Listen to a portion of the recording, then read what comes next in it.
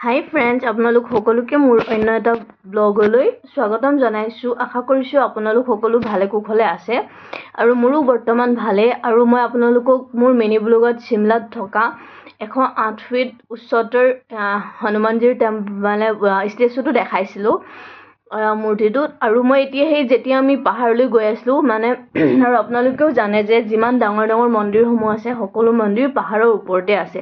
ঠিক তেনেকৈ হনুমানজীৰ এই মন্দিৰটো পাহাৰৰ ওপৰতে আছিলে, কিন্তু যেনেকৈ কেদাৰনাথ আৰু বৈষ্ণৱ দেৱীৰ কাৰণে যিমান আমি খোজকাঢ়িব লাগে ইয়াৰ কাৰণে সিমান খোজকাঢ়িব নালাগে বাৰু। আৰু আপোনালোকে যদি ৰোপৱে বা টেক্সিৰ থ্ৰুৰেদিও যাওঁ বুলিলে যাব পাৰিব। ইয়াৰ মানে খুব বেছি খোজকাঢ়োতে আমাৰ 45 মিনিটছ লাগিছিলে। আৰু ওপৰ পোৱাৰ পাছত তাত এস্কেলেটৰো সুবিধা আছে একদম মেইন মানে ষ্টেচুটোৰ ওচৰত পোৱালৈকে। আৰু মই যেতিয়া প্ৰসাদ লৈ লৈছিলোঁ বাহিৰৰ পৰা, মোৰতো প্ৰসাদ মন্দিৰৰ ভিতৰলৈ নিবলৈ নাপালোঁ, বান্দৰে কাঢ়ি লৈ থৈ দিলে। তাৰপিছত যিয়ে নহওক বাৰু, বান্দৰে ল'লে যদিও মোৰ মনটোত অকণো বেয়া লগা নাই, কাৰণ মন্দিৰৰ ওচৰত পাইছিলেগৈ। আৰু বেছিকেলি এই মন্দিৰটোত চিমলাত জাখু টেম্পল বুলি জনা যায়। আৰু ইয়াত আমি ভাণ্ডাৰো খালোঁ। ভাণ্ডাৰ মানে তাত ইমানেই লাইন লাগিছিলে ভাণ্ডাৰৰ কাৰণেও আৰু মন্দিৰত সোমাবলৈও কাৰণে।